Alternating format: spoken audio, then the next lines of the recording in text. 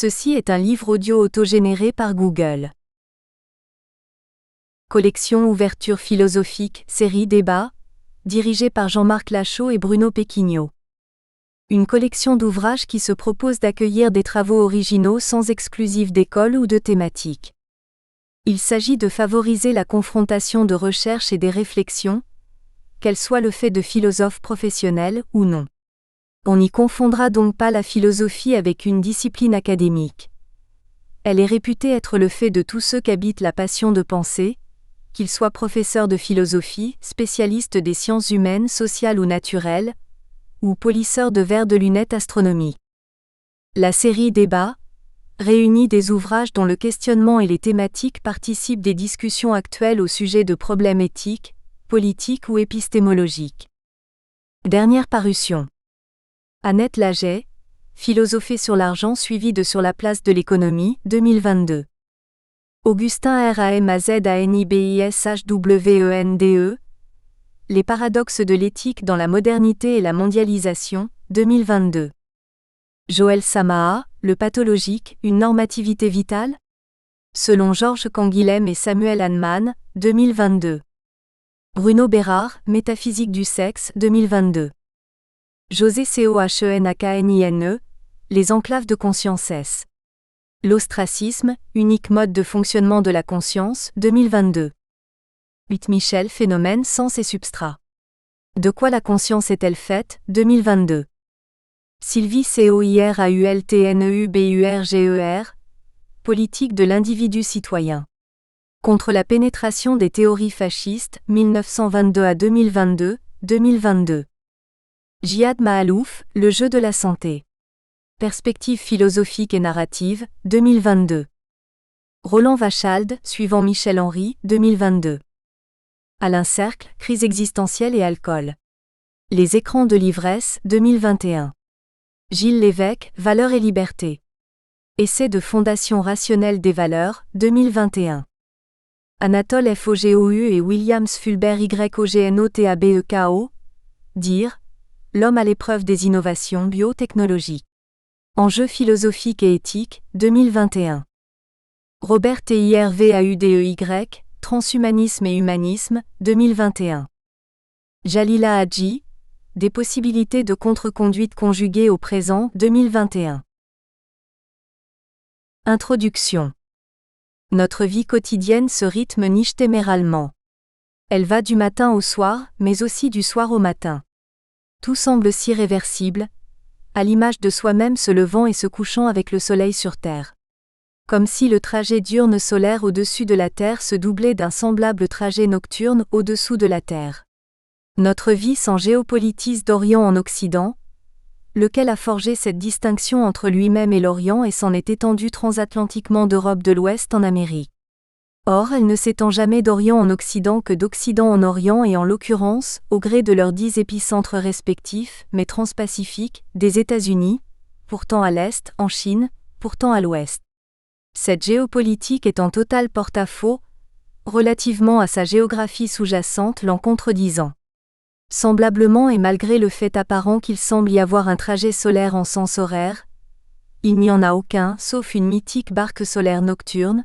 se reportant d'au-dessus à au-dessous, si ce n'est à la Terre girant anti-horairement. La différence Orient-Occident est comme celle entre gauche-droite, dès que sénantiodynamisant. L'humain habite la Terre girant anti-horairement d'Occident en Orient jusqu'au point de s'y faire paraître le trajet diurne solaire dans un inverse sens horaire d'Orient en Occident,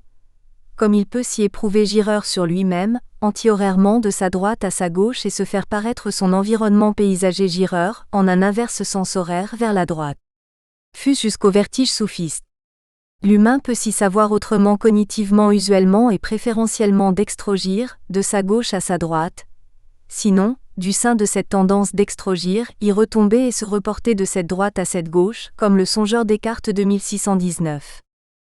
Je songe, j'en crains quelque malus spiritus, à la source de la faiblesse révélée douleur alors éprouvée au point d'en tirer un malin génie par lequel tout en transposer de physique en métaphysique.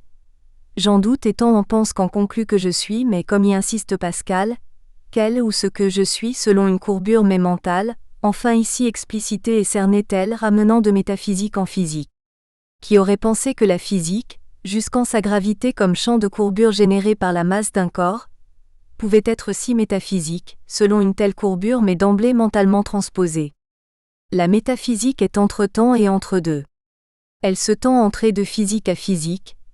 donc en émerge bien avant d'y plonger et de prétendre s'y imposer et l'en maîtriser. Du Descartes problématique au Descartes canonique, non l'inverse. L'humain peut s'habiter en son corps comme il habite la terre jusqu'en le ciel emporté ou l'y concevoir semblablement, antihorairement et réellement, le accent aigu VO, gireur, en un sens dit d'Occident en Orient, comme d'où se faire paraître l'inverse trajet diurne solaire. Cette apparence, alimentant phénoménalement ses sens, lui est accès et miroir du réel qui peut s'y engluer ou en inversant l'inversion, y transparaître et en être restitué. C'est l'observateur humain s'habitant et se vivant en son corps en habitant et vivant sur terre. Le géostatisme devient géokinétisme, du moins à compter de la Renaissance, à savoir de la giration ficinienne de la Terre sur elle-même à sa translation copernicienne autour du Soleil, voire à Bruno les intégrant en un seul et même géokinétisme dès lors universalisable, et en flambant sur le bûcher l'en brûlant sur terre comme le soleil brûle au ciel, bien avant que Galilée n'en soit à son tour censuré. Le mythe de Prométhée le dit voler le feu à Zeus, dieu céleste suprême, pour l'apporter sur terre et y être puni à s'y faire dévorer le foie en renaissant chaque jour. Il se révèle plutôt celui d'Icare qui s'est envolé au ciel, y a pris feu et est retombé tel sur terre où des humains contrôlant jusqu'à l'accès au Dieu, voire à Dieu, s'assurent qu'il continue d'y brûler, sinon au moins d'en être censuré, à savoir inhibé et refoulé. L'observateur humain mais géokinétiquement situé, et historiquement renaissant est au ressort et au cœur de la révolution de géocentrique à héliocentrique, au seuil de la modernité. Il lui suffit de s'apercevoir en tiers inclus d'au-dessus de soi jusqu'en son corps. En particulier depuis l'étoile polaire en l'hémisphère nord, ou de sa ressaisie depuis le point virtuel au centre de la croix du Sud en l'hémisphère sud mais selon un seul et même axe de rotation traversant la Terre entière. Humaine question que celle de soi-même, et de tout ce qui existe ne girant en un sens qu'avec ce qui l'environne paraissant gireur en un apparent sens inverse. Surtout que la Terre ainsi habitée fait sans réguler NYCTHE accent aiguméralement en ses perceptions et actions, et sans confronter à l'apparence, si inverse, émergeant de l'incessant apparaître du réel. Immense miroir se faisant sens géocosmique et s'interfaçant de son corps au monde à travers lequel chercher à s'apercevoir, se connaître. Ce sens géocosmique change-t-il de centre, de terre en soleil, ou pour ne plus le présumer mais le générer et y parvenir, s'aperçoit-il à son ressort changer dès la Terre, de statique en dynamique, donc d'énantiomorphique en énantiodynamique et ce, de positionnel en mobile, même si ne pouvant pas observer les deux à la fois et donc leur transition? Selon une incertitude relativiste et inhérente à l'observateur émergent, et se distinguant de l'incertitude quantique issue de Heisenberg et inhérente à l'observé, il arrive que l'observateur privilégie tant l'apparence qu'il en fige l'apparaître du réel. Elle est d'autant censée engluer le réel que prétendre s'y imposer en son lieu et place en même temps que sous sa façade, et fût-ce jusqu'à son encontre, mais non sans risque de s'en trouver en retour contredite, par sa résurgence fantomatique malignement géniale. Chez un tel observateur rendant compte de son observé, plus rien ne se dit que contredit, d'ego en alter ego. Tout dire ne se conçoit, en un sens encore étymologiquement biologiquement évocateur et physiquement inscrit, autant dire que contredire, certes. Il s'en conceptualise par surcroît, en un sens d'emblée mentalement pur, sans surdire et sans assourdir à force de ne plus rien entendre d'autre, pour que son dire puisse sembler s'inclure son contredire comme si celui-ci lui était réductible. Or, l'autorégulation audio-langagière s'en autonomisant ainsi au sein de soi, chez l'observateur, forge le noyau du surmoi aidant au maintien de la censure sur le refoulé. De fait, au plus intime de l'observateur, se joue tout le rapport entré de la numératie, mais ici physico-métaphysiquement en cause, par l'apparence jusqu'à la plus physique comme accès et miroir du réel, à la littératie mais sans dénouant versus nouant sa teneur surégoïque. En effet, selon que l'observateur s'aperçoit ou non en sa si intime forge surégoïque, il peut aussitôt contribuer à la dénouer plutôt qu'à autrement seulement s'y nouer. Ceci lui permet de n'en rien autoriser, et de n'en forger d'autorité, qu'exemplaire plutôt qu'autoritaire. Sinon, Il ne s'égoïse plus égocentriquement face à un tel alter ego, si fantomatiquement résurgent et malignement génial, qu'en se faisant surégo se le téléologisant et se le résorbant, télescopant, en le court-circuitant, inhibant et refoulant d'autant radicalement. Tout s'y passe comme en l'interface entre et de l'Aufabung, sursomption, hegelienne au sein nietzschéo-freudien qui en perdure au fond de soi et l'en révèle ainsi surégoïsant. Le monde lui semble d'autant réversible qu'il le présume se polariser dichotomiquement entre Orient et Occident, en particulier entre Chine et États-Unis, et en être accent aigu énantiomorphiquement symétrique jusqu'en sa divergence systémique panplanétaire mais néanmoins selon un léger surplus occidental, si menacé soit-il par l'oriental. Ce surégo surgéopolitisant n'est hyper-individualistement autoritaire qu'ethnocentriquement porté à se collectiviser tel. Il pourfend jusqu'à la société civile et s'assujettit sociétalement, selon qui s'en met à gérer le social, jusqu'à l'État. S'ignorant n'être individu que social, sa société est si ignorante d'elle-même qu'elle n'opère plus qu'hypocritement et subrepticement. Il est fort à l'image de l'autoritarisme étatique chinois, qui lui, est par contre plus évident, encore mieux si plutôt russe, d'emblée plus pleinement individualistement, autocrate et surtout évocateur de l'effondrement de l'ex-URSS, dont rien de semblable ne s'annonce quant à la Chine montante. D'où la haine ou tout au contraire la secrète admiration que l'autoritarisme surégoïque porte à un tel autoritarisme étatique, lui renvoyant une si semblable image. Interroger le simple citoyen états-unien d'extrême droite fait s'étonner à quel point il peut être très explicitement prêt à quelque dictature et à quel point il peut s'en reconnaître en Donald Trump qui incarne si bien la frange libertarienne en question et voue une admiration secrète qu'il parvient mal à dissimuler face aux dictateurs en place qui, eux, y ont réussi. Le tout selon le fameux piège dit de Thucydide d'une puissance déclinante prête jusqu'à la guerre face à une puissance montante en contestant l'hégémonie. Même la cosmophysique du dit Big Bang ne serait que léger surplus de matière surnageant à sa conjointe antimatière, mais hésitant encore entre sa gravité, selon la théorie MOND, Modified Newtonian Dynamic, censée en rendre compte et sa quête des multiplicatifs quantiques de son autrement toujours plus vaste surplus, dit matière et énergie noire invisible. Sans surégoïser, jusqu'à s'en surgéopolitiser tel, exige tant de matière en surplus invisible de son léger surplus déjà visible, jusqu'en cosmophysique. Léger surplus qui, comme la plus-value non seulement géopolitique mais aussi économique, serait capitalisable. Sorte d'atavisme de l'époque de l'émergence néolithique agricole s'étant radicalisé avec l'émergence citadine étatisante mais doublée de temples accumulant des surplus par lequel équilibrer au gré des abondances jusqu'aux disettes, à la façon dont s'équilibrent isotropiquement les autrement anisotropiques différences en plus ou moins de densité cosmophysique. Cumul se tendant de nature en surnature, monothéiste, hébreu-judéo-chaldéo-chrétienne islamique, et autrement hindouiste, bouddhiste, etc. Surplus agraire et citadin devenu surnature et de là, plus-value capitalisable et sociopolitiquement intériorisable en tous et chacun des individus en tant que ça s'égoïsant au point de s'en surégoïser et s'en mettre en quête de se surréaliser comme en la sursomption hegelienne,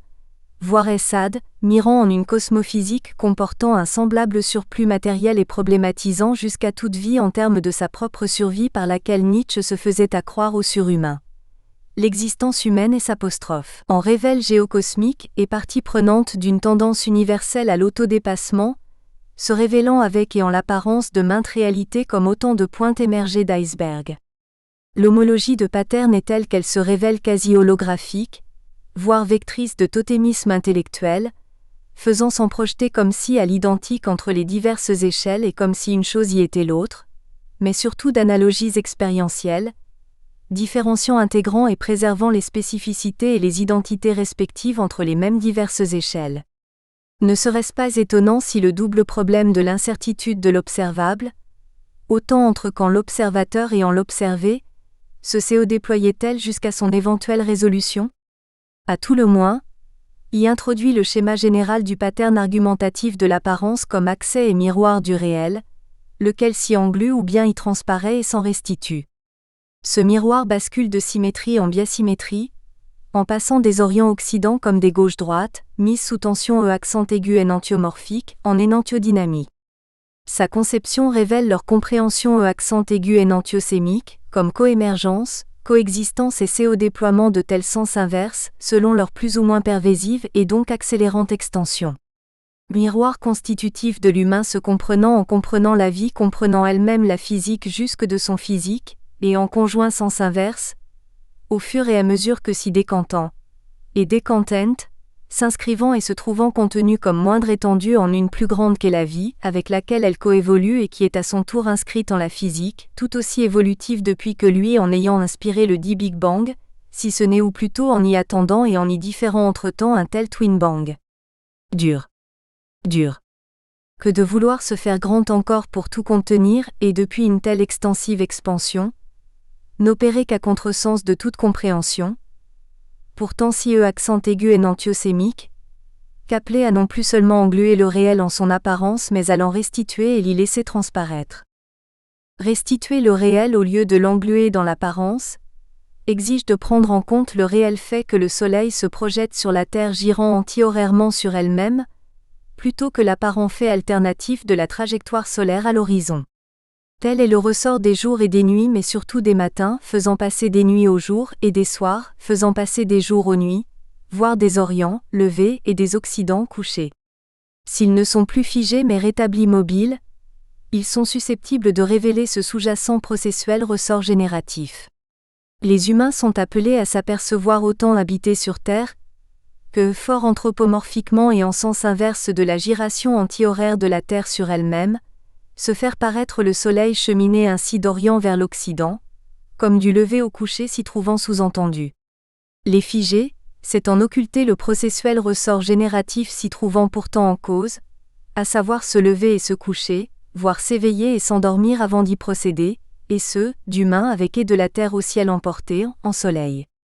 Les humains s'y projettent au gré des variations de leur propre verticalité conditionnées par leurs états de conscience, de leur éveil, suivi du lever, à leur ensommeillement, suivi du coucher. De la Terre n'est alors retenue que la seule surface humainement habitée, de sorte que la pensée en est subjuguée par sa superficielle apparence bidimensionnalisante, des pieds à plat au sol à l'horizontalité du regard. Même la ligne d'horizon se départageant entre de la Terre au ciel, sert surtout à y projeter la même bidimensionnalité, comme sur un dôme où le Soleil semble effectuer sa trajectoire diurne, curvie linéaire dans un sens dit horaire, et comme sur ce qui semble autrement, la nuit, entraîner les étoiles y étant accrochées mais en révélant sa mouvance circulaire bien plus près de laisser transparaître la rotation anti-horaire la Terre en celle de la Grande Ourse autour de l'étoile polaire de la Petite Ourse, en l'hémisphère nord. La ligne, si curviligne soit-elle, émerge diurnement d'un début à une fin, d'un lever à un coucher, d'un orient à un occident, mais elle se fond et se perd la nuit dans le girant cercle présumé s'opérer, mythiquement, sous la Terre du coucher au lever, d'occident en orient, mais n'étant finalement que la giration anti-horaire de la Terre elle-même.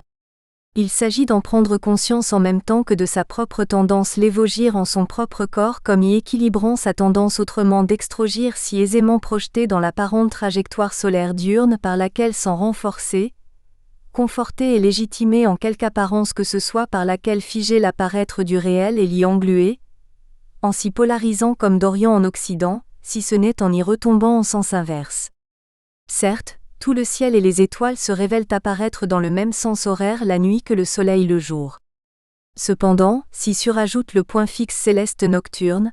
l'étoile polaire autour de laquelle tourne la Grande Ourse, qui l'en révèle par surcroît gireur et ce, anti-horairement, surtout lorsque ne s'y apercevant pas que c'est le sens giratoire anti-horaire de la Terre qui s'y prolonge, du fait de l'alignement de l'axe de rotation de la Terre avec ce dit point fixe céleste nocturne. Tout le ciel et les étoiles s'annoncent aller dans le même sens que la trajectoire curvie, linéaire diurne solaire, mais voici que, par ce point fixe céleste, surgit un mouvement anti-horaire, si homologue à celui de la Terre et si inaperçu celui-ci y soit-il, ce qui se double de mouvements rétrogrades anti-horaires issus de l'alignement de différences de vitesse angulaire vues de la Terre aux autres planètes. S'oublie la projection diurne du Soleil sur la Terre qui s'y expose anti-horairement, pour que prévale en sens inverse, horaire, la linéaire trajectoire solaire humainement projetée au ciel depuis la même Terre. S'oublie surtout la fixation faisant coïncider, en l'hémisphère nord, l'axe de rotation terrestre avec l'étoile polaire de la Petite Ourse, autour de laquelle tourne alors et seulement alors anti-horairement la Grande Ourse et avec elle tout le ciel mais proximal, là où le distal part en tangente, comme en une translation curvilinéaire, et suit le sens horaire. Il ne s'agit plus seulement d'une annuelle translation orbitaire terrestre quasi-circulaire autour du Soleil, qui s'intervertit si quotidiennement et spontanément, en sens inverse de la rotation anti-horaire de la Terre sur elle-même, et se fait apparente translation horaire du Soleil autour de la Terre. Il s'agit aussi et surtout de cette rotation de la Terre sur elle-même alors si méconnue, qu'au ressort de cette interversion s'y ajoute l'inclinaison, de fait plutôt l'écart de l'axe d'inclinaison à l'axe de rotation de la même Terre lors de sa translation autour du Soleil. Elle est à l'origine des saisons,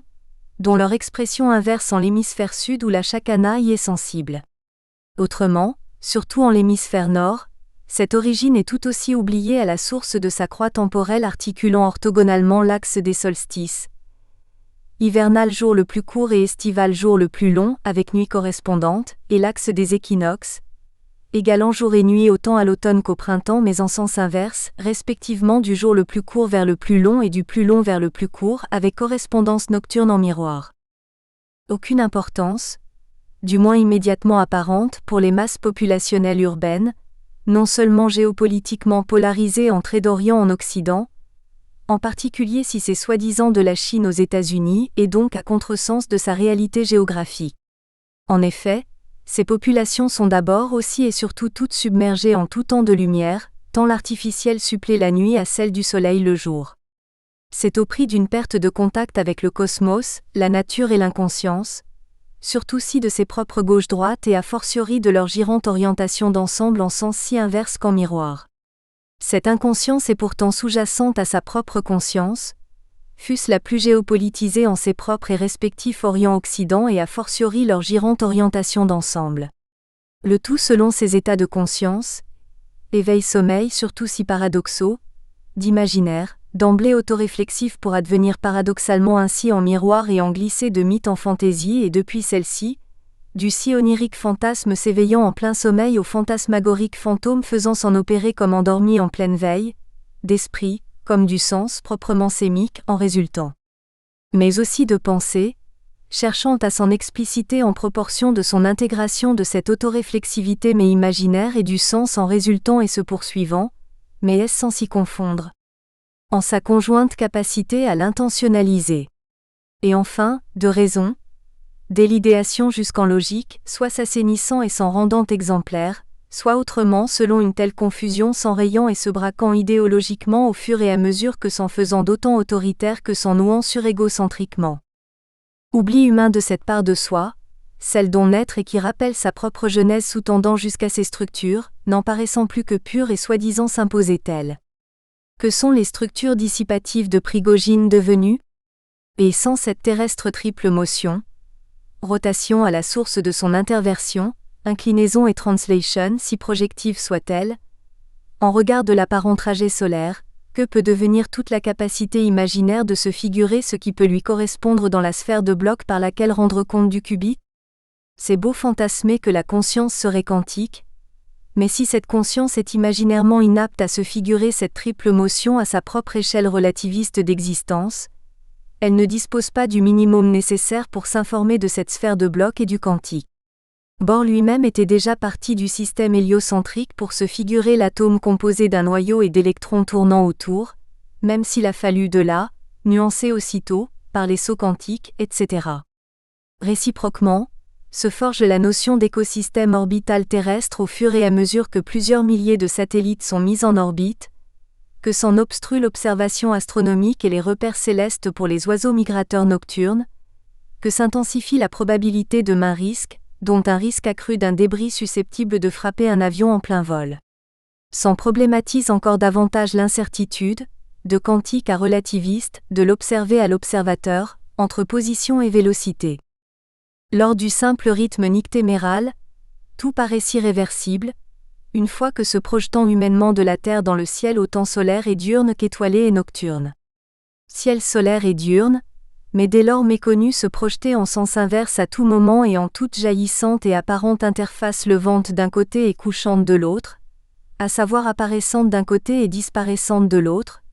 au ressort de cette tension entre présence et absence qui est la forge de toute représentation. mise en scène représentationnelle projetant depuis la Terre la trajectoire apparemment horaire du Soleil et totalement ignorante de toute véritable représentativité du Soleil tout à L'.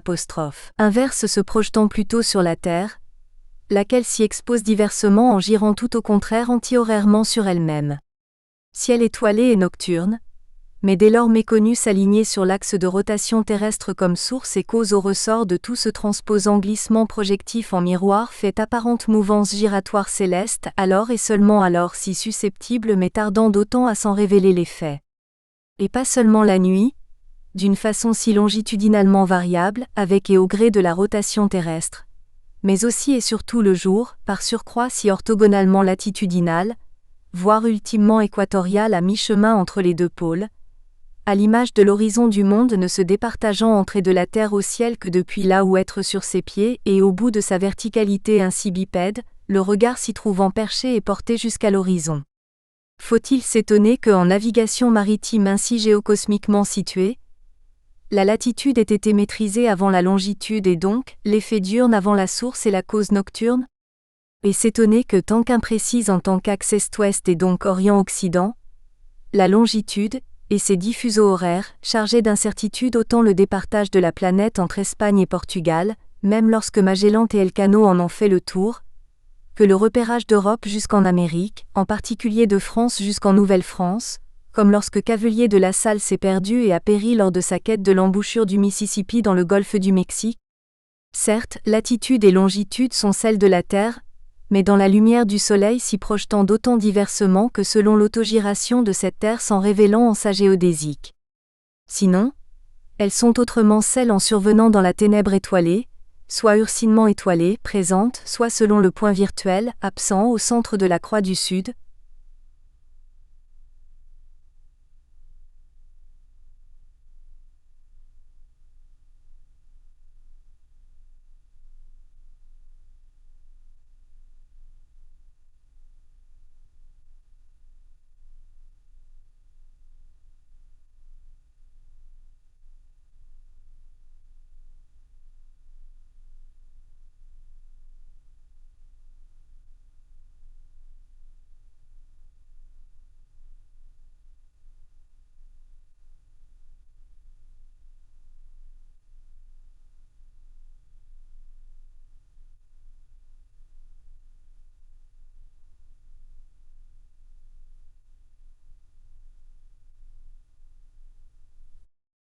La genèse survient dès le début,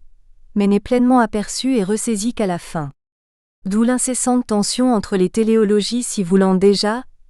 et les téléonomies sachant et assumant que la genèse est le plus souvent tardivement révélée mais surtout à restituer au début, en deçà de quelque finalité que ce soit,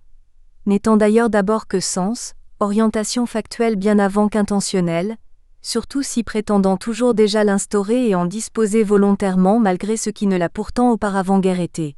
Les exemples sont innombrables en science. Par exemple, bien des mécanismes énergétiques cellulaires, dont la formation d'acide lactique occasionnant la fatigue musculaire, au terme de la glycolyse décomposant à travers le cycle de Krebs le glycogène en glucose plus énergétiquement immédiatement utilisable, ont été mises au jour avant de parvenir à l'ATP adénosine-triphosphate, qui est pourtant à leur base, la plus immédiatement utilisable in situ, et qui, une fois découverte, a été mise comme telle à leur début, ce qui figure dorénavant tel dans tous les livres de physiologie, mais non de ceux d'histoire, en l'occurrence d'histoire de la physiologie. Évolutivement, la sélection naturelle semble inspirer la sélection artificielle, mais Darwin a d'abord connu la sélection artificielle qu'était le training, en Angleterre, avant d'aller la chercher jusqu'aux îles Galapagos et d'en dégager et établir la sous-jacente sélection naturelle. Les heurts de l'évolutionnisme et du créationnisme tiennent surtout en ce que c'est la même société, où prévalait ce créationnisme, qui a constitué un tel germe sélectif fort artificiel mais s'en révélant toujours mieux s'inscrire et se sous-tendre du naturel. Le débat est fort loin d'en être un entre évolutionnisme et créationnisme, comme s'il fallait choisir fort abstraitement entre les deux, alors que ce qui compte est leur commun et sous-jacent substrat social, de fait socio-historique, voire d'autant socio-évolutif qu'imaginairement créatif. Comme y insistait Prigogine en physique, il y a là comme ailleurs, culture mais en l'occurrence scientifique. Science non moins sociale que naturelle. Sociale pour qu'il y ait culture, mais culture coévoluant avec la nature, voire contribuant à cerner cette nature la sous-tendant, a fortiori si ce tendant est bandant, allusion sexuelle incluse, sur elle-même en métaphysique, voire religieusement et même théologiquement en surnature, sinon en plus laïque plus-value capitalisable, pouvant s'apercevoir socio-économique, sinon pur économiste crématistique. Que faire de ce qui paraît géocosmiquement réversible, en particulier au gré de ses propres levées et couchers, que l'humain projette de la Terre dans la trajectoire horaire apparente du Soleil, le tout fort en miroir de la projection s'effectuant pourtant tout au contraire, héliocentriquement du Soleil sur Terre, laquelle s'y expose au gré de ce qui est plutôt sa giration anti-horaire sur elle-même? En inverser l'apparente inversion, faisant seule accroire à une telle réversibilité, est restituer cette réalité y transparaissant et s'en avérant si contraire qu'irréversible.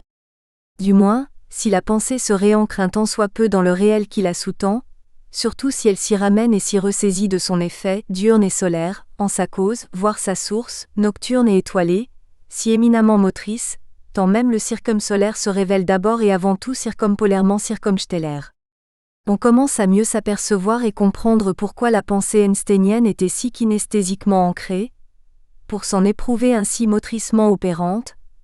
au moment de concevoir la relativité, de restreinte, en se figurant chevaucher la vitesse limite de la lumière et en tirer la fameuse équation E égale Mach 2, à général, en se figurant la gravité en sens inverse d'un ascenseur s'élevant. Et en quoi et par quelle voie le quantique s'en est dégagé, via m égale EC2 mais conjugué avec la constante de Planck, h, d'une fréquence, nu, faisant que E égale h nu. D'où m égale h nu C2, au seuil du vide quantique si fluctuant que via une telle équivalence particule-onde laissant déjà entrevoir l'incertitude position-vélocité, en incessante coémergence et coannihilation de matière et d'antimatière. La pensée mais réancrée dans la réalité peut s'apercevoir de sa projection humaine diurne en une apparente trajectoire solaire, au ressort d'un régime imaginaire sans présumant héroïque, mais s'effectuant en miroir de la réelle projection qui, en inversant l'inversion, s'instaure plutôt du Soleil vers la Terre, s'y exposant selon sa rotation anti-horaire et dont le ressort est nocturnement révélé. De telles figures, des plus topiques et topologiquement circonscrites jusqu'aux plus géométriques, peuvent se réfléchir en miroir et coexister telles. Cette coexistence y survient entière, et leur est irréductible pour y être temporellement irréversible en s'en diachronisant telle. Étonnant, l'irréversible se restitue en se gagnant et en renversant ce qui prétend l'en rendre réversible. Il est la flèche du temps, au sens prigoginien. Seule cette dite réversibilité suscite la croyance à la terre plate, en se projetant des pieds à plat sur le sol jusqu'en le regard se portant à l'horizon mais sans jamais s'interroger ni sur ce qui s'y passe, ni sur sa propre perspective. Surtout pas sur sa propre perspective à laquelle autrui pourrait s'intéresser et s'interroger avec elle pour la comprendre et savoir où elle mène, au lieu, suprême crime de lèse-majesté s'il en est un, d'accepter de l'en présumer universel et l'en considérer s'imposer tel. D'où une impérieuse, bientôt impérialiste et virale contagion se voulant tout aussi universelle, d'autant que la résonance alors ainsi exigée serait censée d'emblée infléchir toute capacité de raisonner,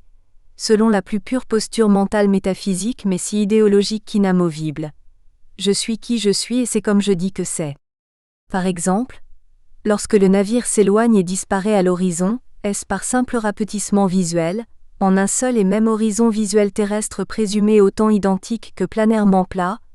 ou par courbure terrestre infléchissant jusqu'à son propre horizon visuel, donc sa propre perspective? Comment sa propre perspective peut-elle d'abord s'apercevoir, puis se dégager de l'horizon courbe au point de non plus présumer mentalement, mais se doter physiquement d'un horizon linéaire,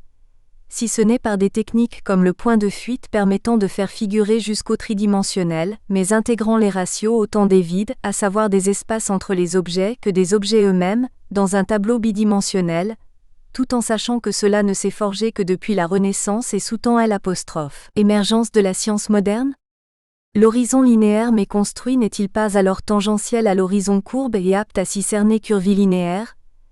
jusqu'en l'apparente trajectoire solaire diurne et le départage Orient-Occident? Une sorte d'inertie mais mentale? Cette dite réversibilité suscite surtout la croyance à la tout aussi apparente mais conjointe et hiérarchisante pesée subreptice et insidieuse censée s'imposer depuis un tel horizon céleste d'un trajet circumsolaire. Trajet si abstraitement considéré, sans son inscription circumpolaire circumstellaire, que présumer aller de soi jusque sur le sol terrestre ou encore plus tout laminer et aplanir, si ce n'est susciter la croyance à la Terre plate pouvant tendre à en résulter, et ce en s'enchaînant d'Orient en Occident. Au moins, celui qui croit en une Terre plate, on le voit d'autant venir qu'au plus près de la vision méphysique, alors indûment prolongée par ses propres et fort inertielles présomptions mentales. C'est déjà moins évident dans le cas du réversibiliste transposant d'emblée de la Terre au ciel son présumé horizon linéaire, et cherchant à s'imposer d'autant du ciel à la Terre, comme lors de la dite trajectoire curvilinéaire solaire, que depuis une vision d'emblée mentale, par laquelle l'envers est mis en lieu et place en même temps que sous façade et fût-ce jusqu'à l'encontre de l'endroit, toujours plus laminé et aplati. Du moins, à force d'en hiérarchiser et de superposer cette hiérarchie à la gravité même, ce pourquoi une Terre plate peut lui être indifférente et fort diversement résultante, selon qu'il la réfute ou tout au contraire considère qu'elle ne le dérange guère, voire l'enconforte en sa tendance mentale laminante et aplatissante dont après tout, cette platitude de la Terre n'est que la résultante envahissant et se réifiant dans les sens. En effet, même sans y adhérer, c'est une réification objectifiant sa propre attitude s'en trouvant donc renforcée. Même la fausseté alors ainsi en cause fait bien son affaire afin de mieux asseoir son propre porte-à-faux par lequel en faire proliférer, si ce n'est celle-là, du moins bien d'autres, d'autant pire que moins immédiatement évidentes et fort idéologiquement forcenées et vociférantes, dont d'abord ce réversibilisme structural symétrisant va d'autant viralement répandre tous azimuts que faire peser et s'en superposer hiérarchiquement à la gravité pour s'exercer de haut en bas. Cette soif hiérarchique, verticalement réversibiliste pour intervertir les termes en cause, se voile et se diffuse avec le langage si conventionnellement arbitraire et devenu ordinaire mais autoritaire, de façon à figer et imposer son ciel, tout entier axé sur la dite trajectoire diurne solaire avec contrepartie nocturne correspondante, réactivant jusqu'à la mythique nocturne barque solaire, jusque sur Terre, surtout si en lieu et place mais sous façade et fût-ce à l'encontre de sa giration sur elle-même. Il lui faut d'abord et avant tout géopolitiser l'Orient et l'Occident. Géopolitique s'en instaurant, fût-ce à l'encontre de sa propre sous-jacente réalité géographique, même la plus géocentrique, pour être non plus seulement verticalement mais horizontalement et si structuralement symétrisante que réversibiliste sur toute la surface de la Terre.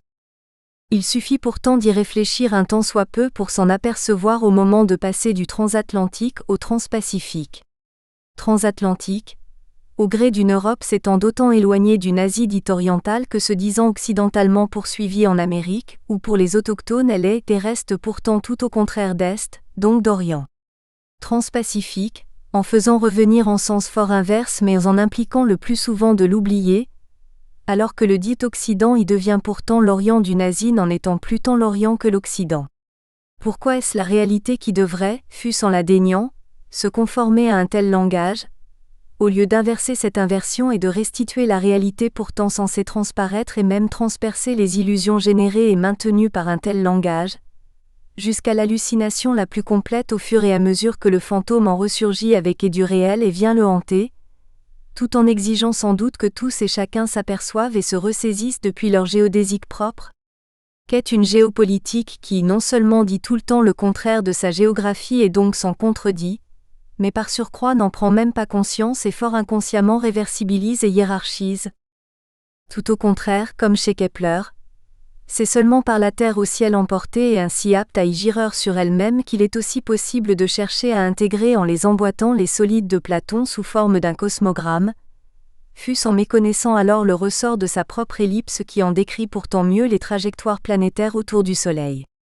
La résurrection newtonienne d'une telle ellipse, donc aucunement menée à terme par Kepler l'ayant pourtant mise au jour, permet de la cerner et de l'inscrire dans la physique galiléenne, partant et distinguant de la vélocité l'accélération, pour formuler ces trois lois, inertiel momentum comme masse x vélocité, F égale ma et action-réaction, et les articuler par la force gravitationnelle ne se produisant qu'en étant proportionnelles aux masses en cause qu'inversement proportionnelles au carré de leur distance. Par Newton, nombre et distance des orbes planétaires au Soleil s'éclairent jusqu'en ce qui en produit la vitesse, de fait la vélocité variant selon une telle forme elliptique, dont la quasi-forme circulaire de l'orbe terrestre n'est que le cas limite et l'exception. Mais quel cas limite ? Même Copernic calculait les orbes planétaires depuis l'orbe terrestre quasi-circulaire et ce, non seulement en regard d'un Soleil moyen, autant au milieu de tous et chacun de ces orbes que censés y coïncider en tous et chaque cas, mais surtout selon une interversion totale possible entre cet orbe terrestre quasi-circulaire et celui projeté dans la correspondante apparente trajectoire curviligne du Soleil. En surgit surtout une interversion encore plus totale entre tout cet héliostatisme copernicien, dont le véritable héliocentrisme devra attendre l'intégration newtonienne de l'ellipse KE-plérienne dans la physique galiléenne, réciproquement convertie de cinématique en cinétique, et le géostatisme sous-tendant le géocentrisme ptoléméen. Tel est l'ultime réversibilisme dont a dû jaillir l'irréversibilité héliocentrique, d'abord d'autant géokinétique, de la rotation ficinienne de la Terre sur elle-même à son inscription dans la translation copernicienne de la même Terre autour du Soleil, que la Terre est au ciel emportée. Une telle Terre figure déjà chez Platon mais en l'occurrence au gré de sa résurgence ficinienne renaissante, par surcroît portée à y faire du Soleil le premier créé et le milieu du ciel. Si l'humain ne s'apercevait pas avec la Terre qu'il habite être d'abord situé dans le ciel, comment pourrait-il l'apercevoir y être doublement géokinétique, paré de la giration ficinienne de la Terre sur elle-même à son intégration copernicienne en translation autour du Soleil moyenne au centre de l'orbe terrestre des apostrophes, où sont aussi calculés les autres orbes planétaires. Et de là, héliocentrique, par véritable centration KE-plérienne des orbes planétaires entre eux en référence au Soleil lui-même, mais surtout par leur ellipse KE-plérienne ressuscitée par Newton et inscrite en la cinématique galiléenne en devenant cinétique. Stricto sensu, la révolution héliocentrique n'est dite copernicienne que pour honorer Copernic mais peut être trompeuse en s'imaginant que Copernic serait moderne, comme Galilée, Kepler et Newton le sont, alors qu'il est plutôt renaissant et s'articule avec Ficin selon un seul et même géokinétisme, mais d'une giration de la Terre sur elle-même à son inscription en sa translation comme l'a signalé Bruno. Ce géokinétisme introduit et mène à l'héliocentrisme, certes, mais sans être pleinement héliocinétiquement héliocentrique, au sens moderne Galiléo KE-PLO newtonien. Proprement renaissant, il est plutôt héliostatique et en miroir d'autant interversif avec le géostatisme géocentrique ptoléméen qu'il y crée une brèche, une rupture en cours. Les prémices renaissantes de la modernité s'y illustrent et constituent le temporel prototype de l'apparence, à la fois, accès et miroir du réel. Qu'y a-t-il de plus apparent que la trajectoire horaire du Soleil et ce, du matin au soir, voire d'Orient en Occident ? Tel est l'accès, mais aussi le miroir, inhérent à l'héliostatisme ficino-copernicien si interversif avec le géostatisme ptoléméen, de la réelle giration antihoraire de la Terre exposée au Soleil. Ce géokinétisme introduit, se perd et s'instaure avec l'héliocentrisme, Galiléo KE-PLO newtonien s'en dégageant. Originalité de tout ce qui est deux et donc pair, mais dont le couple est tiers inclus entre eux et fait coexister leurs inverses systèmes de coordonnées. Ceci vaut a fortiori lors de toute rencontre humaine. Nul ne peut être la paire à soi seul, si ce n'est au gré de ses gauches-droites qui, entrées de fixe à girantes, sont ses accès et miroirs. Qu'illustre la progression de l'interface entre et du géokinétisme héliostatique, se révélant finalement gireur antihorairement jusqu'à se faire paraître le Soleil comme si effectuant une trajectoire horaire, à l'héliocentrisme proprement dit s'en dégageant. Elle illustre qu'il n'y a pas de raison de donner la préférence à un SC, système de coordonnées, plutôt qu'à un autre, puisqu'il s'agit simplement de deux conventions différentes concernant deux SC différents, et que le problème de formuler les lois de la physique pour n'importe quel SC a été résolu par la théorie de la relativité générale. Par ce point de départ s'examine comment la physique s'inscrit dans les perceptions humaines quotidiennes usuelles, et par là, dans les sociétés ainsi humaines faisant l'objet de sciences sociales. Sans même parler de l'inclinaison terrestre au ressort des saisons, l'autogirante Terre conditionne la façon dont la lumière du Soleil s'y projette et s'y fait ressaisir en sens inverse tous les jours par tous ses habitants humains, individu d'emblée si sociopolitiquement sociogéographisant, et ce, du lever au coucher et donc d'Orient en Occident. Mais aussi du coucher au lever et donc tout autant d'Occident en Orient. Ce qui est couché d'un côté de l'horizon est levé de l'autre, et réciproquement. Orient et Occident sont en interface en tout point, longitudinal bien avant que latitudinal, tel qu'ensemble géodésiquement articulé, de la Terre. Ils en sont le mouvement, réel et anti-horaire, bien avant que des régions s'y enchaînant elles, apparemment en sens horaire. Cette mobile interface peut être aisément oubliée, voire occultée, en même temps que projetée et inversée en cet enchaînement positionnel comme son miroir, dont ne pouvoir ressurgir et transparaître sans risquer de s'y apercevoir, et peut-être pas comme fort narcissiquement et mégalomaniaquement aimer se percevoir et forcément tout réversibiliser et hiérarchiser. La vie ordinaire s'accommode bien de sa littératie si, sociopolitiquement sociogéographisante, quotidienne, fût-ce ainsi fort occultement opérante, mais qu'en est-il de sa numératie et a fortiori de leur interface, surtout quant à tout ce haut déploiement si en miroir, en quelque sorte toujours double et donc couplé et pairé accent aigu énantiomorphiquement, si ce n'est apte à s'en énantiodynamiser? Un figure numériquement enchaînée, et nombre biasymétriquement défini. Les solides de Platon s'enchaînent depuis le tétraèdre à 4 faces jusqu'au cube 6 faces, dont le dual donne l'octaèdre 8 faces, tout comme le dodécaèdre 12 faces donne comme dual l'icosaèdre 20 faces. Tous les duos se réfléchissent en miroir mais seul le tétraèdre est son propre dual, et se réfléchit en miroir en lui-même, donc comporte une autoréflexivité constitutive plutôt qu'extériorisée entrée en deux figures distinctes dont l'autoréflexivité ne s'aperçoit qu'en leur relation comme leur tierce instance. Partant des 6 planètes connues et de leurs 5 intervalles, Kepler les fait s'emboîter et situe le cube entre les orbes de Saturne et de Jupiter, le tétraèdre entre ceux de Jupiter et de Mars, puis le dodécaèdre entre ceux de Mars et de la Terre, ensuite l'icosaèdre entre ceux de la Terre et de Vénus et enfin, l'octaèdre entre les orbes de Vénus et de Mercure. Tous les orbes planétaires trouvent leur référence dans le Soleil. Ce cosmogramme, contrairement à l'ellipse rendant compte de ces orbes planétaires, n'a jamais vraiment pu décrire le système héliocentrique, mais il avait le mérite de situer les orbes planétaires autant entre eux que tous et chacun référentiellement au Soleil, ce qui en était sans doute une prémisse. Tel est l'apport du cosmogramme KE accent aigu plérien débordant l'apport copernicien. Un véritable héliocentrisme situant les orbes autant entre eux que tous et chacun référentiellement au Soleil, là où Copernic ne les situait que relativement à un Soleil moyen calculé au milieu de l'orbe terrestre qui, quasi circulaire,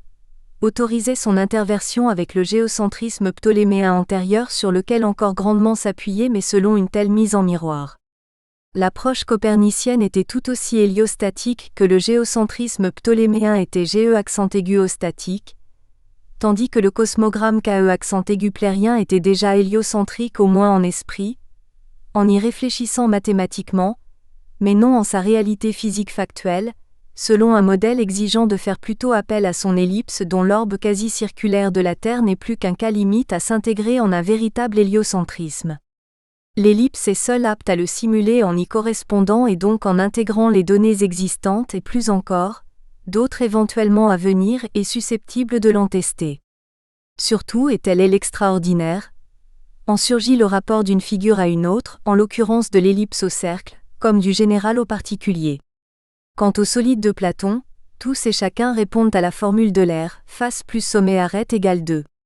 Plus qu'un chiffre, il s'agit d'un nombre. Nombre qui annonce l'universel. En particulier, si l'icosaèdre régulier est lui-même d'arête d'une longueur égale à 2, il se prête à un repère cartésien orthonormal exprimant les sommets correspondants.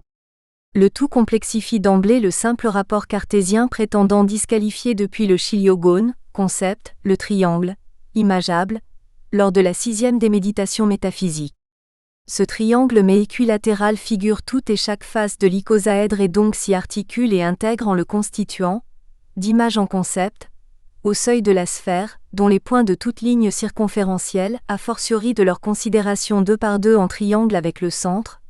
en plus de pouvoir les pairer en couples d'opposés formant autant de lemniscates, sont bien plus innombrables, en l'occurrence infinies, que le simple millier d'arêtes du chiliogone. Ce problème rejoint celui de la quadrature du cercle qui est impossible, sauf à réduire et confondre le cercle avec un polygone, dont le chiliogone, et à ne s'y tenir qu'à des polygones, dont triangle et chiliogone, comme s'il s'agissait d'un rapport respectif entre imagination et concept et que le dit concept ne pouvait que l'emporter sur la dite imagination. En respectant davantage l'esprit archime accent aigu des 1, faisant approximer jusqu'à la limite le nombre croissant de côtés du polygone soit inscrit dans le cercle, soit tout au contraire se l'inscrivant, en surgit plutôt la quadrature de la lemniscate qui, elle, est très possible. Descartes oublie cette figuration constitutive de l'étendue au profit de la seule étendue, présomptivement purement polygonale, pour cadrer avec sa géométrie analytique et son type de coordonnées jusqu'en ses tourbillons. Kant, dès son esthétique transcendantale, rétablit la figure constitutive autant de l'espace qu'avec et jusque du temps au ressort des catégories physiques. L'informe se met en forme en se figurant et peut donc informer. S'en dégage un enchaînement transfigurationnel via racine carré 2 des arêtes d'une figure en diagonale d'une autre figure, en passant du tétraèdre au cube, puis au cube-octaèdre, par lequel Kepler a intégré le cube et l'octaèdre, et enfin au rhombo-dodécaèdre pour rendre compte des couches électroniques quantiques. La singularité numérique mais mathématique y réside dans le seul et unique nombre dont l'auto-addition égale l'automultiplication, et depuis le tout premier nombre premier excluant 1 et étant 2, produit le tout premier nombre non premier Q', et 4, à savoir 2 plus 2 est égal à 2x2 égale 22 égale 4, au point de départ de la conception de Muradjan du tableau périodique, selon une suite de 4n2, où n vaut successivement les 1,2, 3,4 périodes de Mendeleïev Médé'. En blé-péré en miroir pour en restituer les 8, de fait les 4 paires comportant les respectifs 2 demi, 8 huitièmes, 18 dix-huitièmes, 32 trente-deuxièmes éléments, totalisant les 120 éléments et se déployant selon une expansive quadruple lemniscate toujours plus élargie. Vient s'y intégrer, en miroir, cet auto-extratif racine carré 2 faisant s'y enchaîner les figures, sans transfigurant. La singularité numérique permet de déployer une suite d'expansions planaires numériques, EPN, selon une double croix en plus, horizontale et verticale, et en X, les diagonales, susceptibles de comporter des distributions numériques de somme toute égale sur ces axes.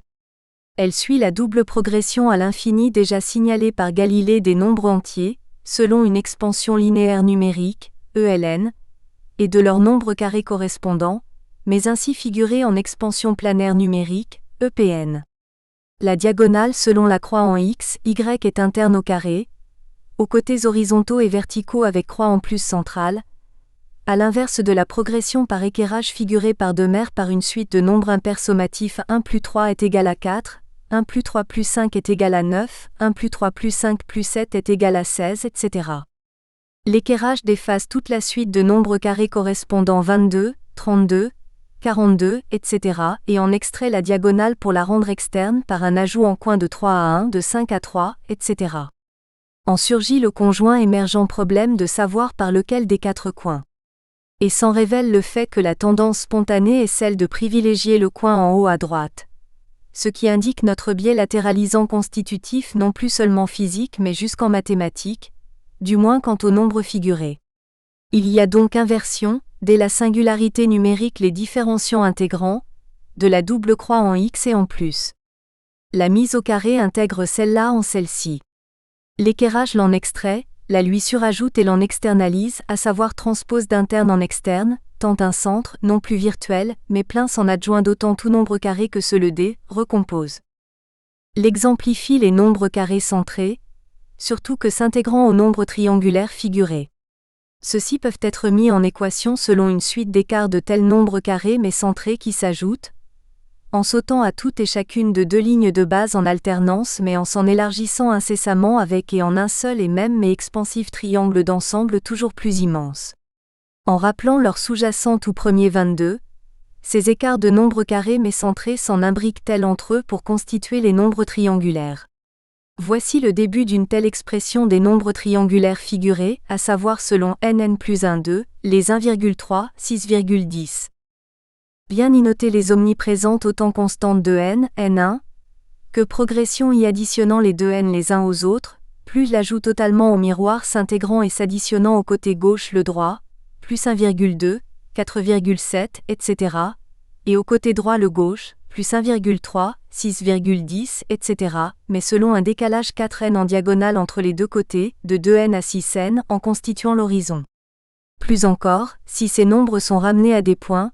ceux-ci alternent avec des entre-deux en constituant autant des interfaces que des vides. En résulte une grille de lignes orthogonales, en colonne et en rangée, tout entière en demi-points alternant avec leurs vides. Cette grille est conjointement une suite de triangles s'élargissant avec et à la base, lors de l'ajout de toute nouvelle rangée et donc conjoint allongement des colonnes, jusqu'à l'infini. Il s'agit d'un tout nouvel objet, surtout si les points y sont pixelisés et informatisés au ressort de l'émergence de cet infini, constitutivement latéralisé en sa numéricité même le produisant. Ultimement,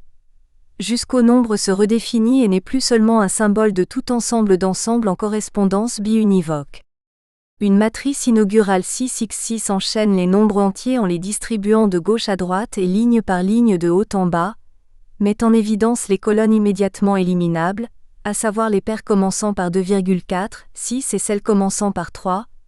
et constitue deux colonnes subsistantes depuis 5 et 7 dont émerge, par une successive suite d'addition du nombre 6, la double lignée s'incluant les nombres premiers.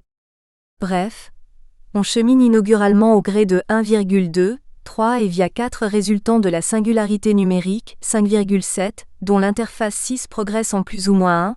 depuis la matrice inaugurale en 6 par 6 s'y accompagnant par surcroît d'une suite des apostrophes. Addition par 6, hormis 5 fois 5 est égal à 25 égale 7 plus 6 plus 6 plus 6,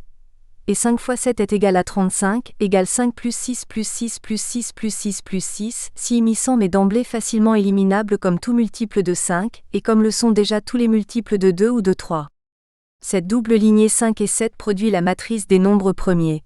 5, 11,17, 23,29, 35 et 7,13, 19, 25, 31, puis 41,47, 53,59, 65, 71, 77, 83,89, 95 et 37,43, 49, 55, 61,67, 73,79, 85.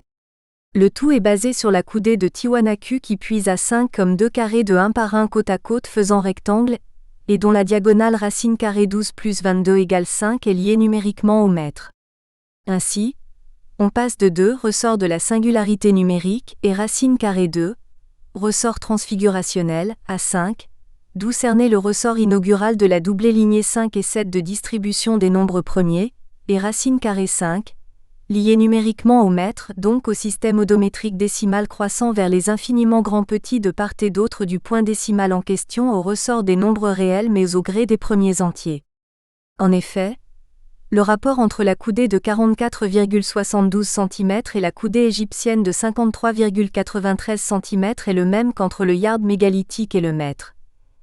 Il suffit d'y porter racine carré 5 au carré, dans 20 racine carré 5 égale 44,72 cm, pour donner 20 fois 5 est égal à 100 cm donc le mètre. Enfin, par surcroît, le plat l'en réseaute avec maintes autres notions, du nombre d'or à toutes sortes d'autres unités de mesure ailleurs advenues dans le monde, et laisse entrevoir que même le nombre de l'air aurait pu intervenir dans la mesure de la course du Soleil entre deux équinoxes et pourrait donc être lié à la mesure de l'espace et du temps dans la pensée scientifique antique. La géodésique s'en fait cosmique. Or, de la double lignée 5 et 7 se dégagent non seulement les nombres premiers, mais aussi leurs conjoints multiplicatifs inauguraux avec et depuis lesquels reconstituer les nombres entiers et a fortiori les mettre en correspondance selon l'hypothèse du continu avec les nombres réels. Le nombre se redéfinit alors comme un symbole de tout ensemble d'ensembles en correspondance, jamais biunivoque que d'abord biasymétrique, du fait que les nombres de la lignée 5 ne multiplient les nombres de la lignée 5 ou de la lignée 7 qu'en résultant en l'autre des deux lignées,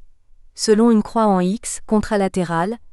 tandis que les nombres de la lignée 7 ne les multiplient qu'en résultant en la même des deux lignées, selon une croix en plus ipsilatérale. Étonnamment, ceci correspond aussi à la différenciation entre les hémisphères cérébraux, si l'on considère que le droit est le moteur contralatéralisant, voire amplifie la biasymétrie cérébrale constitutive au point de l'énantiodynamiser, et le gauche le moteur ipsilatéralisant,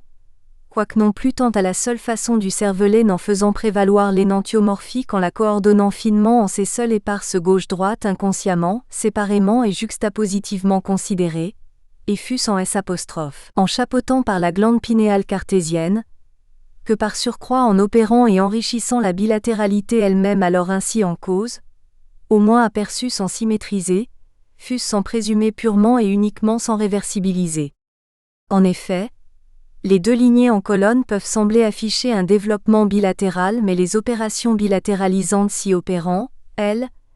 relèvent de la lignée 7 s'exerçant sur les deux lignées en les doublant de résultats correspondants s'y intégrant, tout comme s'en distinguent d'emblée les opérations contralatéralisantes relevant de la lignée 5 s'exerçant sur les deux mêmes lignées, mais en les faisant se doubler de résultats rebondissant plutôt dans l'autre des deux lignées. Un tel prototype mathématique biasymétrisant suscite une nouvelle définition du nombre et éclaire de quelle façon la biasymétrisation s'effectue neurophysiologiquement ou plutôt par un acte mental de mise en relation d'emblée comparatif s'intégrant et s'articulant le même et l'autre, voire le semblable et le différent en deux sens inverses. Lors de la contralatéralisation, l'autre, par exemple l'autre des deux lignées, sinon des deux côtés du corps, est au ressort et au cœur de la forge du sens de soi, émergeant des apostrophes. Une telle autoréflexive biasymétrie est nantiodynamiquement fonctionnelle, et du même, uniquement subséquent et ressurgissant en retour, tout comme lors de l'ipsilatéralisation, seule la fixation selon le même des deux lignées, sinon des deux côtés du corps, arrête l'autre, ne pouvant dès lors plus jouer de façon inaugurale, pour tout au contraire se le conformer et s'en amplifier tel. Ce n'est pas une pure mathématique qui s'applique, via une vie à une physique. L'exigence est inhérente à toute relation, au moins pairante et accent égumatisable telle entières inclus entre les deux ainsi pairées, dès que comparative, donc engageant le même et l'autre, voire leur articulation inverse s'en polarisant respectivement ipsilatéralement et contralatéralement. Le tout vaut autant en mathématiques que via l'humaine vie, en physique.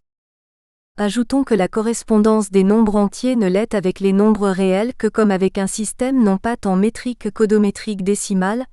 se mirant en miroir de part et d'autre du point décimal vers les infiniment grands petits de tels nombres entiers. Ce qui des nombres entiers s'aligne selon une expansion linéaire numérique à l'infini 1,2, 3,4, etc., vers la droite se met à refluer et se cumuler à gauche du point décimal en une même position de 0 à 9 avant D'.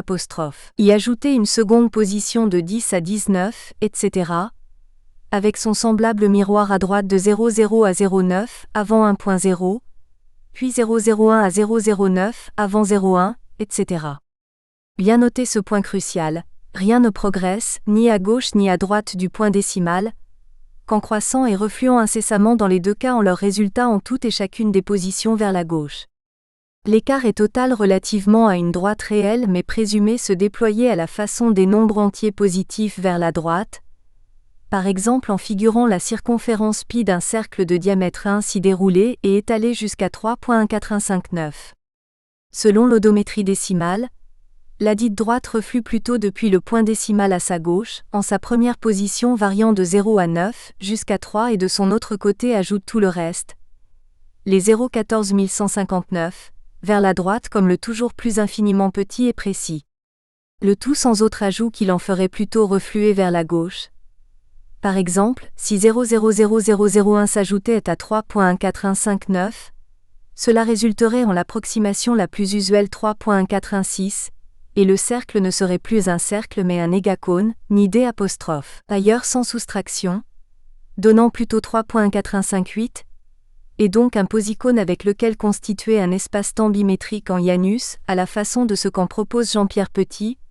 mais sans l'avoir d'abord inscrit en un tel système décimal odométrique faisant covarier la droite réelle avec le cercle s'y exprimant en sa valeur pi ainsi infléchi en plus ou moins jusqu'en de tels cônes en résultant alors. L'odométrie décimale des nombres réels ne croît en ces nombres entiers à gauche du point décimal, qu'en les faisant refluer vers la gauche en leur résultat toujours plus infiniment grand et ne les faisant plus aucunement croître, au gré d'un ajout d'une position à droite du point décimal et toujours plus vers la droite, qu'en y progressant vers le toujours plus infime, à savoir l'infinime petit. L'odométrie décimale des nombres réels s'intègre néanmoins encore avec les nombres entiers dans la distinction commune de la numératie en regard de la littératie, Comme l'orientation vers la gauche se distingue de celle vers la droite, l'écriture, du moins si alphabétique, s'oriente usuellement de gauche à droite et ce, en mettant en jeu une majorité de lettres majuscules tendant à avoir leur trait distinctif à droite D'. Un trait vertical, dès lors lui-même à gauche, comme en la démarche claudicante cartésienne, à savoir B, D, E, F, K, L, N, P, R, ou étant ouverte vers la droite C, G, relativement à quelques autres plutôt orientées vers la gauche, J, Z. Cette orientation vers la gauche caractérisant tout au contraire une majorité des chiffres arabes, 1, 2, 3, 4, 7, 9, relativement à 5, 6 sans parler de l'entre-deux 8. Le tout se problématise chez les enfants qui écrivent en miroir, comme l'illustre en particulier le problématique quaternaire miroir autant au bas, BPDQ que gauche-droite, BDPQ, mais tous deux selon un seul axe à 180 degrés respectivement vertical et horizontal et même autrement aussi croisés en diagonale mais impliquant plutôt ces deux mouvements orthogonaux de 180 degrés comme deux mises en miroir de suite, BQDP, ce qui disparaît toutefois vers L'. Âge de 7 ans. En passant de toute cette imaginaire mise en miroir à l'âge dit de raison, on retrouve une fois encore la même double axialité en plus, horizontale et verticale, et en X, en diagonale, quand la singularité numérique. La numératie, physiquement inscriptible, éclaire jusqu'à la littératie. Plus encore, l'enfance individuelle, ontogénétique, semble rejoindre l'enfance de l'humanité, phylogénétique. Cette dyslexie qui semble un déficit en lecture et écriture mais tend à disparaître à l'âge dit de raison, pourrait tout au contraire avoir constitué un avantage évolutif en tant que biais d'exploration sous-jacent et complémentaire de toute exploitation, dès lors covariante plutôt que valente en soi. Tout le cognitif est en cause, d'emblée tendu entre une telle exploration de nouvelles informations et l'exploitation de connaissances existantes. A fortiori lorsque ce cognitif se poursuit socio-économiquement, au point de chercher non plus à covarier complémentairement, mais à subordonner matérialistement l'exploration à l'exploitation, dorénavant d'abord visée, présumée valoir en soi et portée à se la téléologiser comme dans le capitalisme néolibéral, peut-on ajouter. Bref, on aperçoit en quoi l'empirie est d'abord d'autant inscrite en la physique qu'elle s'y et la découvre chargée d'une numératie y étant à son tour inscriptible et fondamentalement opérante et exploratoire, tout le néolibéralisme n'en émergeant que comme une inversion totale du cognitif alors ainsi en cause. S'en précise encore davantage l'approche de l'hydre à trois têtes, empirisme, néolibéralisme et cognitivisme, Émile Djali. De fait, non ce quaternaire miroir lui-même mais les opérations topiques géométriques, en double croix en plus et en X, qui sont inhérentes à la singularité numérique et par lesquelles il se constitue sont tellement fondamentales qu'elles se retracent aussi au ressort de l'ensemble du double système canadien standard inuit d'écriture syllabique et romain, du moins en S', y attachant au sigle syllabique pour y référer les articulations différenciées et intégrées des consonnes avec les voyelles, I, U, A, à savoir, mais en y faisant de la voyelle I le référent chapeautant à la verticale les voyelles U et A d'emblée mises en miroir. Ces deux dernières, pouvant déjà sans différencier opérer sagittalement avant-arrière davantage que seulement en aperture moindre grande, permettent même d'en révéler les possibles orientations autrement horizontales et latérales alors accent aigu et nantiomorphiquement mises en miroir et susceptibles de s'en articuler elles-mêmes de façon pouvant être autant lévogir, vers U, à gauche, depuis A, à droite que dextrogir, de A, à gauche à U, à droite. Ce quaternaire miroir n'est plus entre consonnes, comme en la dyslexie, mais entre les voyelles engageant jusqu'aux consonnes et les faisant sensillabaires bien avant que leur rapport s'inverse, en particulier avec l'alphabétisation, voire que s'inverse aussi la façon de former les mots. En effet, selon l'hypothèse suivante en langue inuite, la formation des mots a lieu au niveau du discours plutôt qu'au niveau de la pensée, contrairement aux langues comme l'anglais ou le français, où les mots sont entièrement formés au niveau de la pensée avant d'être émis. Immense tension d'inconscient au conscient mais lui-même d'émergent à s'imposant d'emblée explicitement pensant, quitte à se présumer tel. Surtout au point de passage d'une culture gardant en l'ouïe et l'oral jusqu'à la part de la vue liée à l'écrit, et autrement à risque d'être détaché et même d'infléchir la part de la vue en prise directe avec le monde, à une autre culture tout au contraire les en guidant au gré de la pensée venant s'y expliciter et y opérer en tout mot formé pour s'exprimer mais d'abord pour filtrer et rendre plus indirect le rapport au monde. C'est inévitable dès que toute perception directe, alimentée de la double axialité de la croix en plus et en X inhérente à la singularité numérique, ne sous-tend plus d'émergente représentation, mais devient perception indirecte s'en faisant en retour envahir et médiatiser mais aussi téléologiser et réifier. La conscience d'introduire l'indirect dans la directe, comme chez Kant, est tout l'inverse de présumer pouvoir l'y faire peser d'emblée comme en ce qui n'en est plus qu'inhibé et refoulé, au point de toujours plus y radicaliser l'inconscient, comme de Hegel à Nietzsche et Freud. De fait, comme signalé par Damasio dans Le sentiment même de soi, la neurobiologie fait état d'une double émergence de la conscience, d'abord d'une conscience immédiate en situation, sous-tendant la perception directe, dont émerge à son tour une conscience autobiographique, seule pensante, au gré d'une perception plus indirecte et médiatisée par toute l'histoire autant personnelle que sociale.